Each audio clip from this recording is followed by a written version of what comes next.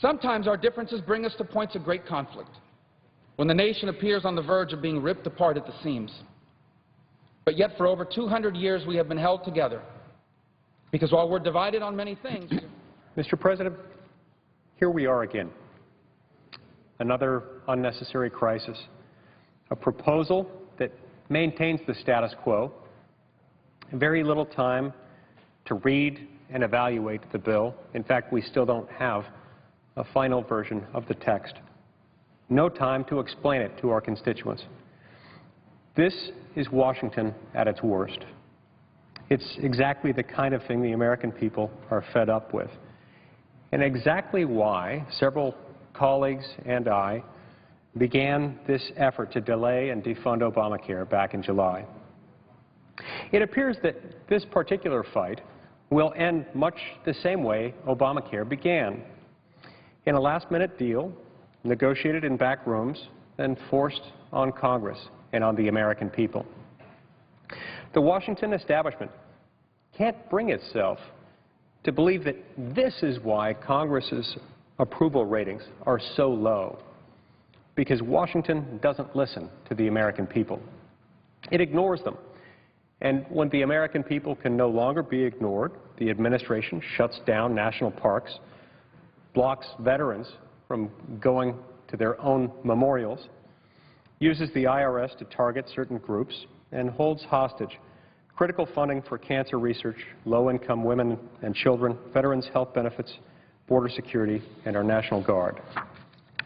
It's shameful how Washington treats the American people, and the people are right to be upset about that. The media keeps asking, was it worth it?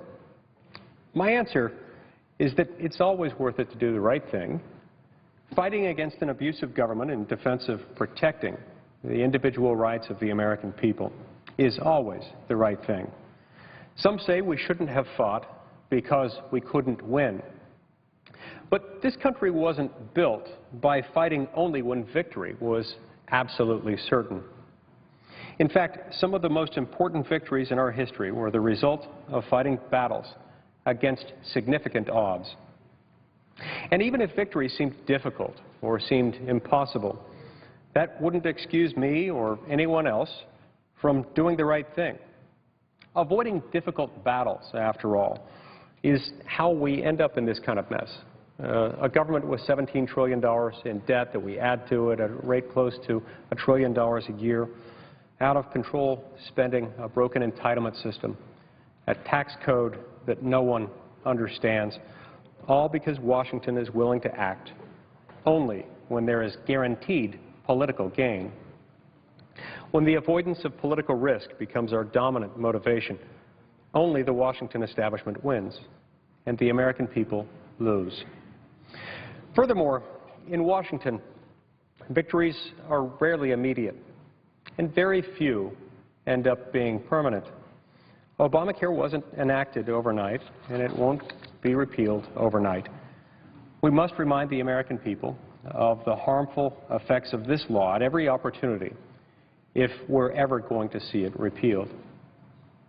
We've repeatedly warned that the American people will be shocked when they realize the way that the President has misled the American people about Obamacare. The embarrassing rollout of the exchanges doesn't even begin to scratch the surface. Every day brings a new story of a family whose deductible has doubled, or a married couple that can't keep the plan they have, or a business that can no longer provide health insurance for its employees, or workers who are seeing their hours cut or losing their jobs altogether. The realization that the administration has either been dishonest or incompetent, or perhaps a combination of both, is just starting to dawn on the American people. Even the President's friends in the media are watching this slow-rolling train wreck and are demanding the President do something to stop it. The Chicago Tribune, the President's own hometown newspaper, puts it this way, quote, "Last spring, President Barack Obama said there will be, glitches and bumps in the rollout of the new system. But what we're seeing now is no glitch or bump. There is a growing mountain of evidence that Obamacare has fundamental problems in design and implementation. The Tribune goes on to say, we encouraged a one-year delay in the law. We recognize that that's not going to happen. Obamacare's here. It's time, though, for the Obama administration to level with Americans about what's happening here. It's time to stop blaming Republicans and start talking about what needs to change, close quote. So it's interesting to see that the Chicago Tribune, the president's own hometown paper, is calling to a significant degree for exactly what I've been calling for since July, for a one-year halt, a one-year delay, a one-year timeout, to protect the American people from the harmful effects of this law, a law that the president himself has acknowledged isn't ready for prime time, a law that the president himself has indicated he's not willing to follow as it was written. Incidentally,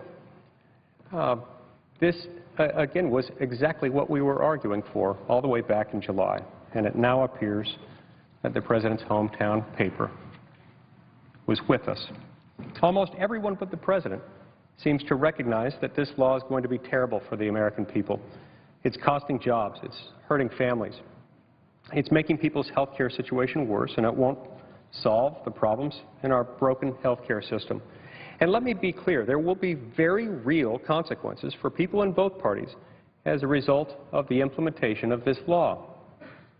Today, Washington has the upper hand, but the American people will always have the last word. This is not over. We have an obligation to fight for the American people, and I do not intend to let the American people down. Thank you, Mr. President.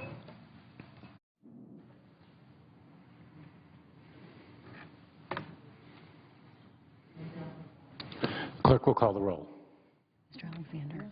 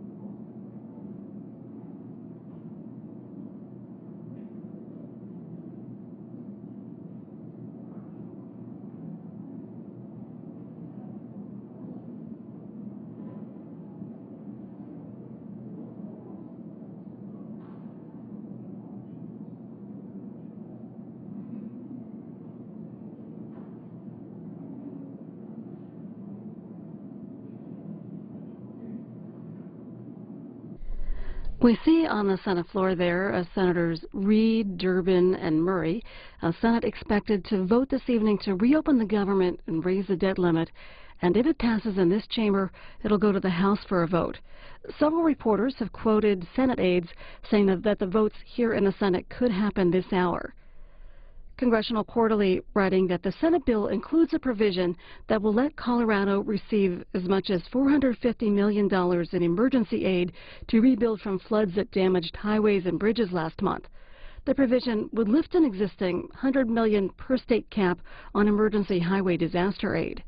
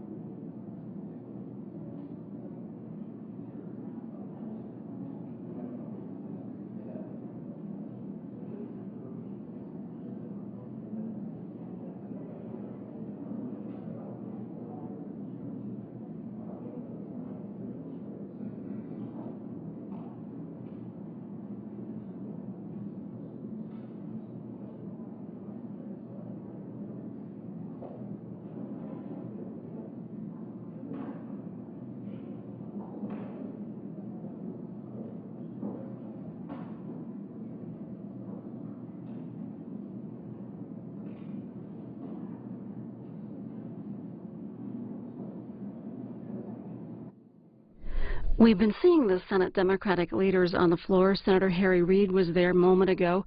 We see Dick Durbin, who's the Senate Majority Whip, also Patty Murray.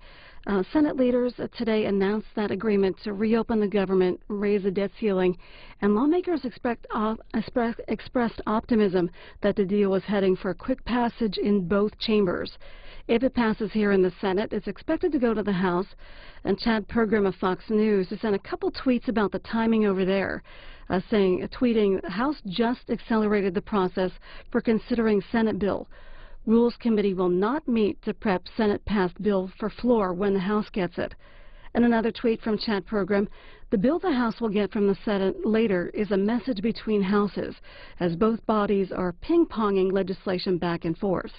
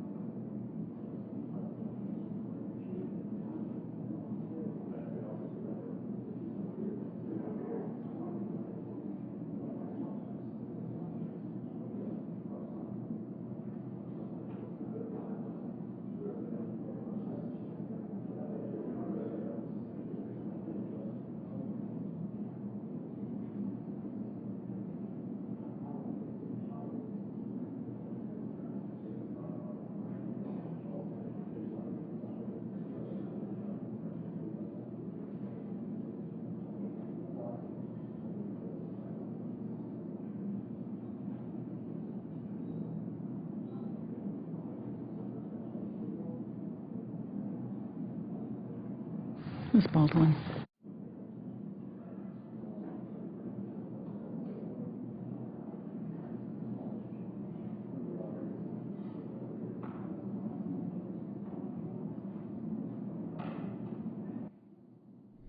A vote expected here in the Senate on a deal between Senate leaders announced at noon Eastern today. Under that agreement, the government would be funded through January 15th, and the debt ceiling will be raised until February 7th. The Senate will also take up a separate motion to instruct House and Senate negotiators to reach accord by December 13th on long-term blueprint for tax and spending policies over the next decade. If it passes in this chamber, it's expected to go over to the House for a vote, and Politico writing that the bill is expected to clear the House, but the level of support from Republicans remains an open question. House Republicans have clung to the so-called Hastert rule, a mantra that House Speaker should not try to pass a bill that does not have the support of the majority of the majority. In this case, that would mean 117 Republicans must support the bill in the House to avoid getting crosswise with the rule. And a top GOP source says it's unlikely that they will reach that level of support. That from Politico.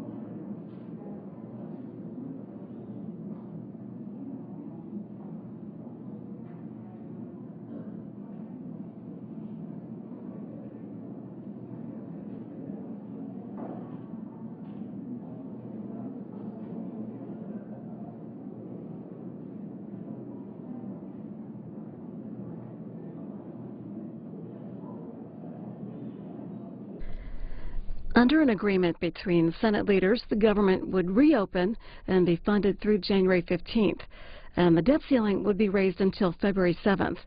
A vote here in the Senate is expected tonight, going to the House next if it passes in this chamber. The Hill is reporting that Speaker John Boehner is urging House Republicans to support the bipartisan deal.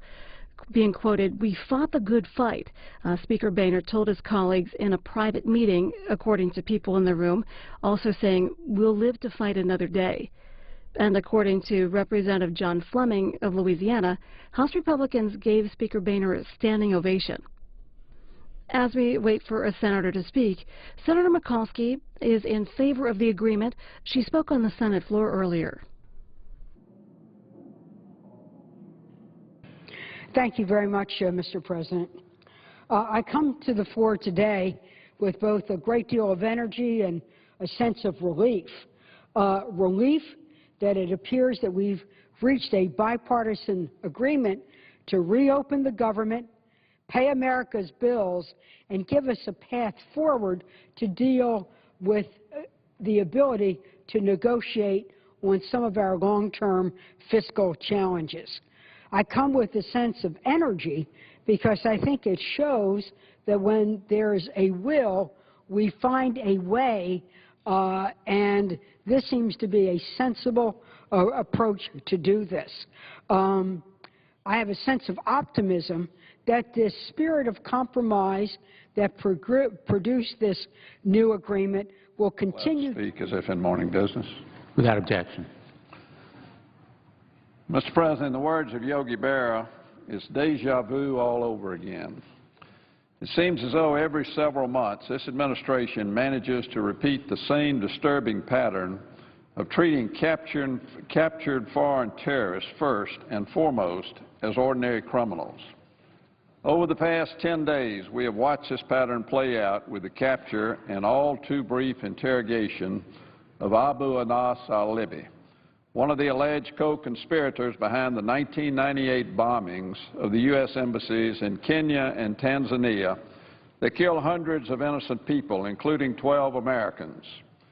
Instead of sitting in a cell at Guantanamo Bay where he can be fully interrogated for all the intelligence he likely has from his decades-long association with al-Qaeda terrorists, including a long association with Osama bin Laden, al-Libi is now enjoying the protections of our criminal justice system. Yesterday, in the Southern District of New York, he had his initial appearance in federal court, where he entered a plea of not guilty to the pending indictment. And now he has a court-appointed lawyer at his disposal.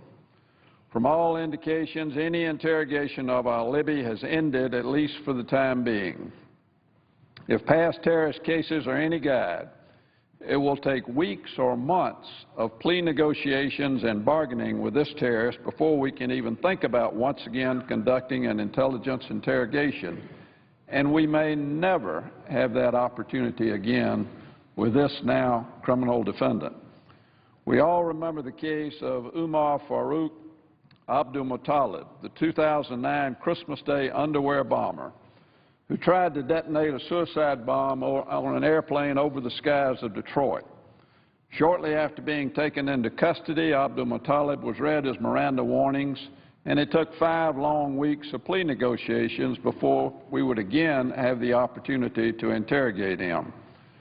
Why does this matter? Why do so many of my colleagues and I continually come to this Senate floor to raise this issue? The answer is simple. We have been down this road before of treating terrorists like criminals, sacrificing intelligence for the sake of criminal charges and Miranda rights. The results on September 11, 2001 were predictable and disastrous. We lost numerous chances to gather intelligence that could have been used to neutralize future threats. We were in a reactive mode, reacting to but not preventing the 1993 World Trade Center bombing, the 2000 attack on the USS Cole, and the 1998 embassy bombings, the same attack involving al-Libi. It took the reality of the 9/11 attacks to get this trend reversed. Prevention became the norm as criminal and intelligence investigators came together to use all lawful means, including criminal prosecution, to counter the threat of international terrorism. No one is saying that criminal prosecution should not be one tool, but it seems as though now we either just kill terrorists by using drones or give them Miranda warnings. Dead terrorists don't talk, and terrorists with lawyers always want something in return if they are going to talk.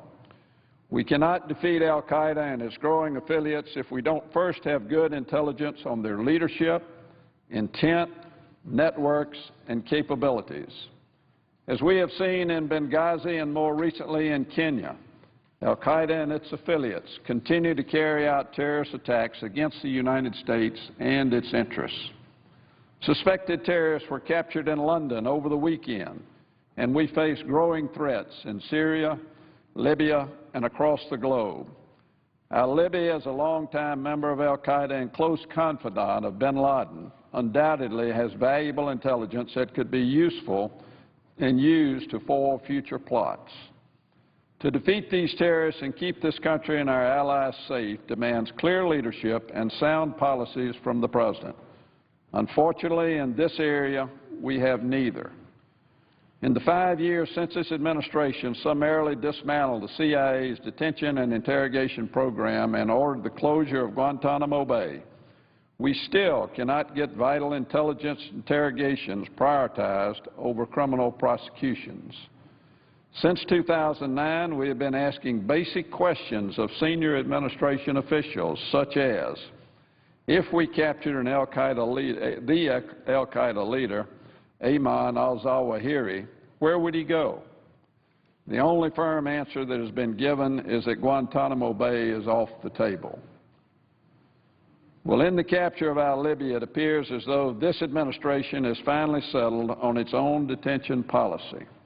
In 2011, al-Shabaab leader Ahmed Warsame was captured while returning to Somalia from Yemen, where he was acting as an intermediary between al-Shabaab and al-Qaeda in the Arabian Peninsula. Because of this administration's perennial resistance to placing more detainees at Guantanamo Bay, Warsame was instead held on a U.S. Navy vessel for 2 months and interrogated by the High-Value Detainee Interrogation Group, or the HIG. Predictably, he was then Mirandized and brought to federal court. Those who thought that the shipboard detention of Warsame was an anomaly, a one-time necessity, have now been proven wrong. Rather than hold detainees at the first-rate facility at Guantanamo Bay that is run by dedicated military personnel who treat the detainees there very humanely, this administration has, with the detention of al-Libi, made it clear that it prefers to use our naval warships as floating prisons. I can't imagine that this is what those who so strongly advocated for the closure of Guantanamo had in mind as a replacement facility. Now, over the past week or so, some people have raised the point that the restrictions on the fiscal year 2013 National Defense Authorization Act on the administration's ability to transfer detainees from Guantanamo Bay to the United States for trial justify the administration's unwillingness to place any new terrorists there. That argument simply does not withstand scrutiny in the case of al-Libi. First, those restrictions applied most recently only to fiscal year 2013 and so are no longer in place. Second, as with Warsame, Abdul Muttalib, and other terrorists, we cannot even reach the question of where al-Libi may be tried, whether in a federal court or in a military commission at Guantanamo Bay, because this administration will not even consider designating him as an enemy combatant for interrogation purposes. If the administration would be willing in just one case to allow a full intelligence interrogation at Guantanamo Bay of a high-value target without Miranda and without rushing to criminal charges, I would welcome the opportunity to work with this administration to ensure that there are no statutory obstacles to the appropriate future prosecution of a terrorist. If this administration also wants to suggest a better, non-floating option to Guantanamo Bay, outside the United States, I'm happy to listen. But so far, they have been unwilling to do that, despite their public claims that all options are on the table when it comes to handling terrorists like al-Libi. They have been unwilling to make it clear that intelligence collection is the first priority, that long-term detention for intelligence purposes is appropriate and necessary, and that all intelligence value of any suspected terrorist will be exhausted before any discussion of potential charges. Instead, the short-lived, on-ship interrogation of Abu Anas al-Libi demonstrates that this administration has once again chosen to gamble with our national security for the sake of safeguarding a criminal prosecution. They are taking the gamble that plea negotiations will be quick and effective, and that any intelligence could have been gained in the meantime will not be lost. This is a risk none of us should be willing to take. It's time that we stop needlessly giving this advantage to terrorists. Our intelligence professionals need real-time, actionable intelligence about al-Qaeda and its activities, and the best place to get that is often from captured terrorists without Miranda warnings, defense attorneys, or initial appearances in court. Getting a conviction and lengthy sentence of an avowed terrorist can be a worthy goal, but ultimately that conviction will mean nothing if Americans are harmed because we threw away the opportunity to get intelligence when we needed it most. It's time to end this dangerous pattern and put all lawful options for handling al-Qaeda terrorists back on the table. Mr. President, I yield the floor.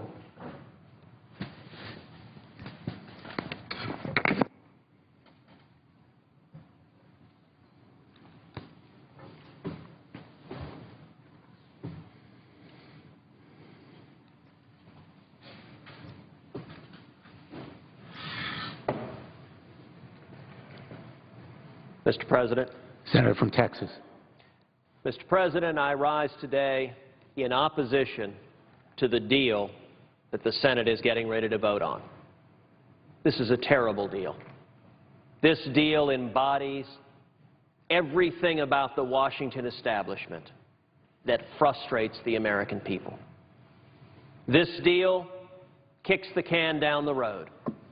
It allows yet more debt, more deficits, more spending, and it does absolutely nothing to provide relief for the millions of Americans who are hurting because of Obamacare. To all the young people right now coming out of school who can't find a job because of Obamacare, this deal does nothing for them. To all of the single moms who are struggling and being forced into part-time work, trying to feed their kids on 29 hours a week because of Obamacare, this deal does nothing for them. To all of the hard-working families who are right now getting massive premium increases from their health insurance companies and trying to figure out how they're going to make ends meet with health insurance going up 100, 200, 300% because of Obamacare, this deal does nothing for them. And to all of the seniors, to all of the people with disabilities who are right now getting in the mail notifications that they're losing their health insurance because of Obamacare, this deal does nothing for them. Mr. President, this fight was always about the American people who are hurting because of Obamacare. And unfortunately today the United States Senate is saying, you don't have a voice in Washington. You don't have a voice in Washington. This is a terrible deal. And I urge my colleagues here to oppose it. Now, none of us should be surprised that when the Senate votes, this deal is going to pass. And it's going to pass by a big margin. None of us should be surprised. But, Mr. President, the outcome could have been different. I would ask you, Mr. President, to imagine a different world. We saw in the last 2 months millions of Americans rise up, sign a national petition, light up the phones to the Capitol, and speak up against the enormous harms Obamacare is visiting upon them. We saw the House of Representatives stand with courage and listen to the American people. Mr. President, I ask you to imagine a world in which Senate Republicans united to support House Republicans. Imagine that one piece being different from what we saw. Imagine after the House Republicans stood together with the American people, if all 46 Senate Republicans had stood together and said, we are united against the train wreck that is Obamacare. We are united with the American people that if President Obama is going to give an exemption for big business for members of Congress, that the American people deserve that very same exemption. I want you to imagine, Mr. President, if Senate Republicans have stood together and simply supported House Republicans and the American people. Mr. President, I want you to imagine what would have happened if all 46 Senate Republicans had united and gone together and said, the House of Representatives has passed a bill funding the VA. We should fund the VA. Mr. President, the Senate, the majority leader of the Senate refused to allow the Senate even to vote to fund the VA. I want you to imagine, Mr. President, all 46 Senate Republicans, if we had stood together and simply supported the House Republicans in saying the House of Representatives has voted to reopen our national parks, to reopen our war memorials, and the majority leader of the Senate refuses to allow the Senate even to vote. Mr. President, I want you to imagine simply that Senate Republicans had stood together and said we support the House Republicans in standing with the American people. Mr. President, if that had happened, this result, I believe, would have been very, very different. It is heartbreaking to the American people that Senate Republicans, divided as they did, and decided to direct their criticism, direct their attention, direct their cannon fire at House Republicans and at those standing with the American people. But yet at the same time, Mr. President, to the millions of Americans who rose up in the last couple of months, I want to give a word of encouragement about the path forward. A couple of months ago, the Washington establishment scoffed at the notion that the American people might rise up. That was viewed as silly, parochial, couldn't happen. A couple of months ago, the Washington establishment scoffed at the notion that the House of Representatives would stand strong saying we should fund every bit of the federal government, but we shouldn't fund Obamacare. And yet, Mr. President, what we've seen in the last 2 months has been extraordinary. Millions of Americans speaking up in overwhelming numbers, saying Obamacare isn't working. Mr. President, the unions are jumping ship. Democratic members of the Senate and the House went to the President and said, we want to be exempted from Obamacare. This law isn't working. And it is worth reflecting on how extraordinary it is to see the American people rise up in such incredible numbers and to see the House of Representatives engage in what I consider to be a profile in courage, standing with the American people. Now, a path forward, the way we are going to stop Obamacare, the way we are going to stop the suffering, the harms that are being visited on millions of Americans is the path we have seen these past couple of months, is the American people rising up. The answers are not going to come from Washington. Washington is broken. But the answers are going to come from the American people. And so, Mr. President, I am today encouraged. I am encouraged by the millions of Americans who want to get back to our free market principles, get back to the Constitution, and stop this train wreck of a law that is the biggest job killer in this country, that is hurting people all across the country. Mr. President, it is sad that today the United States Senate is telling people all across this country who are struggling, who are trying to provide for their kids, and who are getting notifications in the mail, your health care has been dropped. Now, maybe you have an elderly parent and that health care policy is providing for your family. Maybe you have children facing debilitating diseases, and yet you're getting a notification in the mail, your health insurance has been dropped because of Obamacare. Mr. President, it is sad that the U.S. Senate says we will do nothing to answer your plight. We created your plight, but we will do nothing. Mr. President, it is sad that when you have James Hoffa, the president of the Teamsters, saying that Obamacare is destroying the health care of millions of working men and women in this country and the families who depend upon them, that the U.S. Senate says we're closed for business, the Washington establishment has exempted itself. So the problems, the suffering of working America is not the concern of the Washington establishment. That is sad. But at the same time, I am optimistic, I am inspired by the millions of Americans who have risen up. And if the American people continue to rise up, I am confident that in time, the U.S. Senate will follow the lead of the House of Representatives and listen to the American people. That is our job. That is our responsibility. This is a terrible deal today, but it's a terrible deal for the American people. But at the same time, the path forward, if the American people continue to rise up, we're going to turn this around. We're going to restore jobs. We're going to restore economic growth. We're going to restore the ability of people who are struggling to climb the economic ladder and to achieve the American dream, and we're going to stop the #1 job killer in this country, that is Obamacare. Mr. President, I rise in opposition to this deal that does not serve the best interest of the men and women each of us represent. I yield the floor. Mr. President, The senator from New York. I know the hour is getting late. The passage of this bill is nigh, and so I will be brief. But I did want to make a few points. First, Mr. President, this is hardly a day of exultation and happiness. The sad truth is, we have ended up just where we started.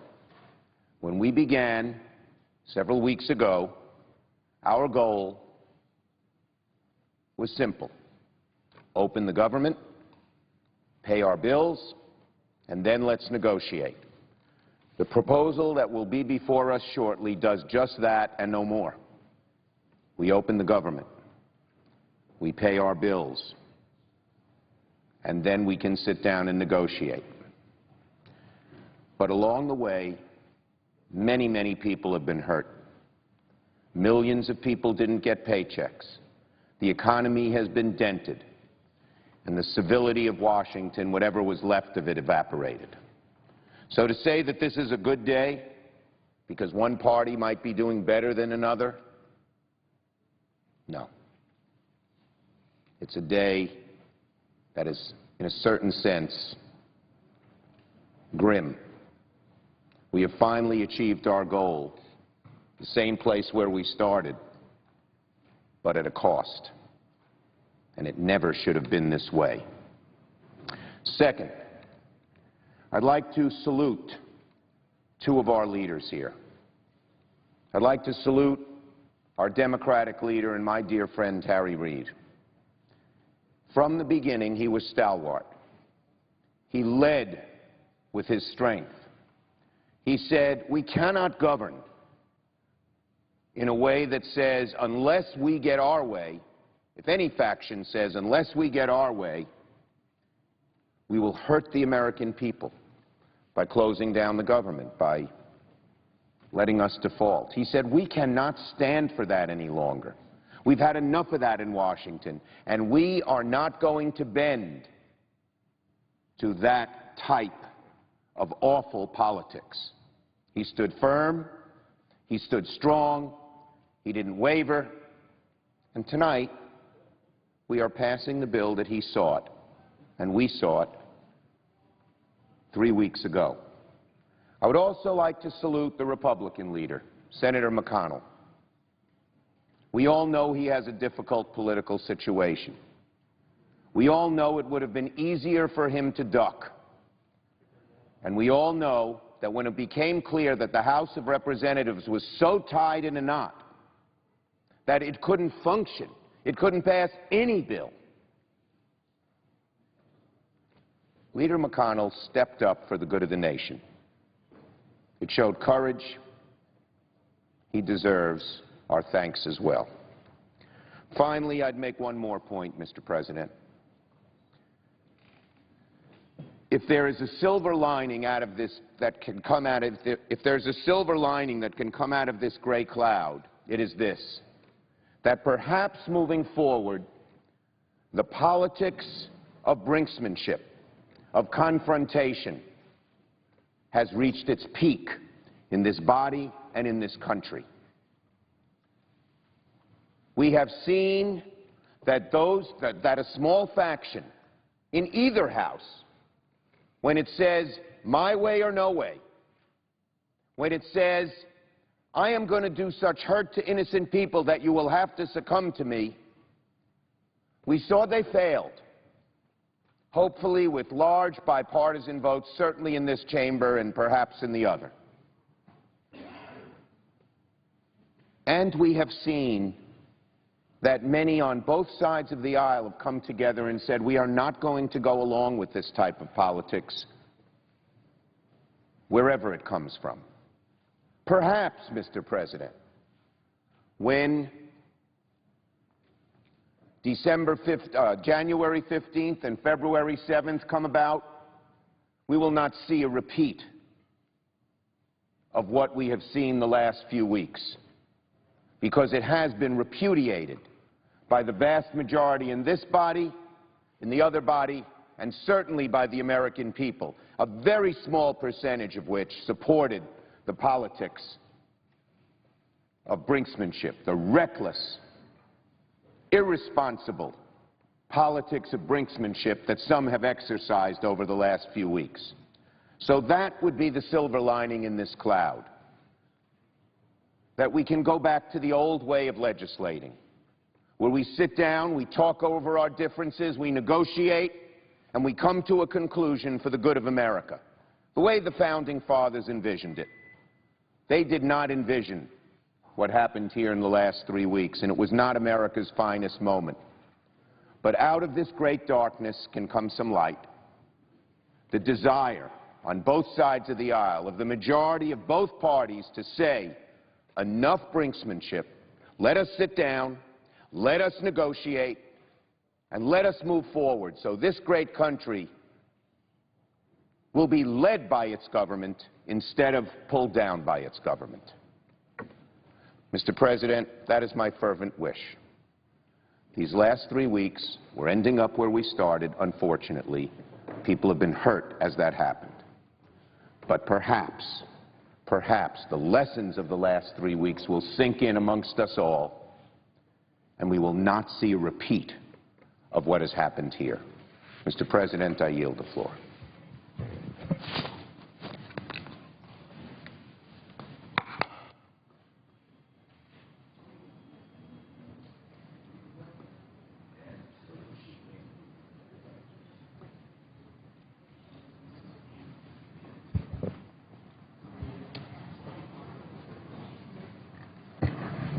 Mr. President, The senator from Maine. I suggest the absence of a quorum. The clerk will call the roll. Mr. Alexander.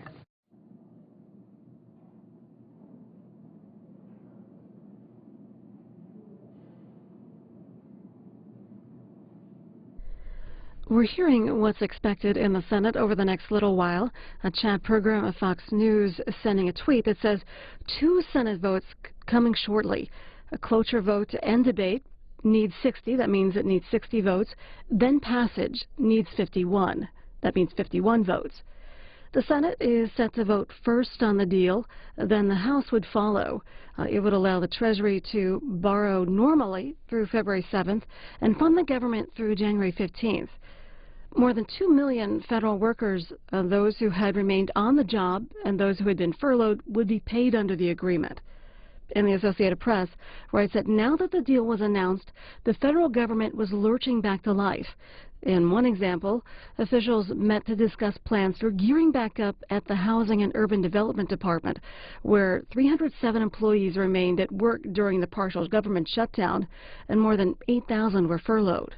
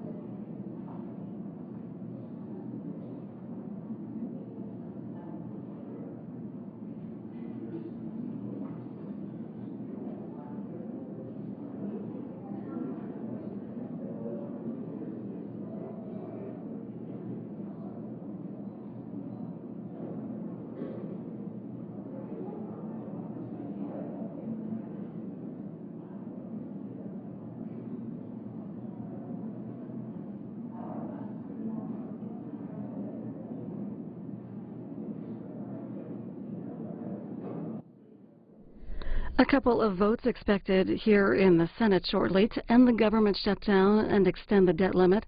We see the Republican leader of the Senate on the floor, Mitch McConnell, and a headline in the New York Times says, "At 11th hour, GOP blinks in standoff."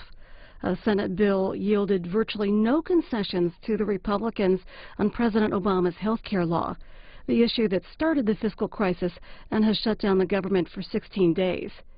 And if it passes here in the Senate, the measure would go over to the House, and the Washington Times writes, Boehner says House will accept debt deal. House Speaker John Boehner said that he and his fellow Republicans in the lower chamber will not block the debt deal that Senate leaders have reached today. And Mr. Boehner saying that the House fought with everything that it has to try to win with more concessions on Obamacare and spending cuts, and vowed to continue fighting.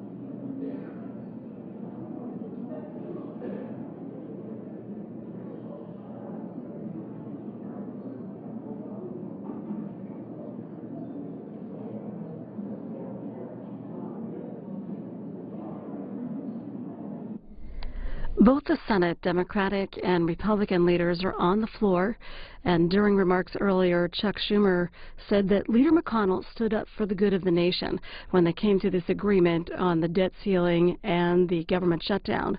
And along with funding the government until January 15th and raising the debt ceiling until February 7th, the Senate is expected to take up a separate motion to instruct House and Senate negotiators to reach an accord by December 13th on a long-term blueprint for tax and spending policies over the next decade. And CQ Roll Call writes that Budget Committee Chairman Paul Ryan says that he expects to chair the conference committee to resolve the differences in spending levels sought by Republicans and Democrats.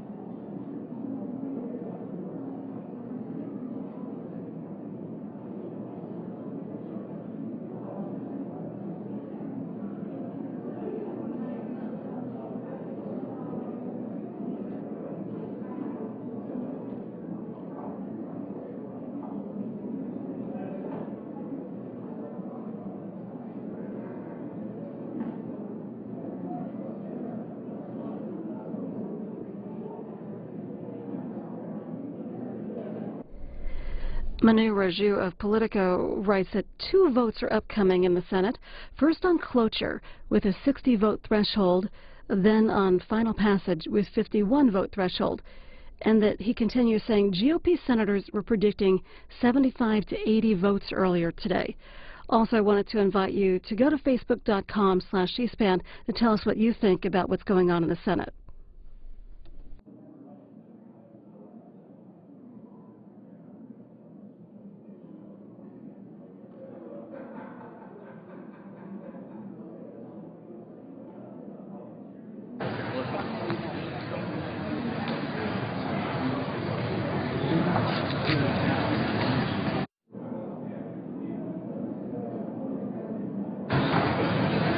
Mr. President.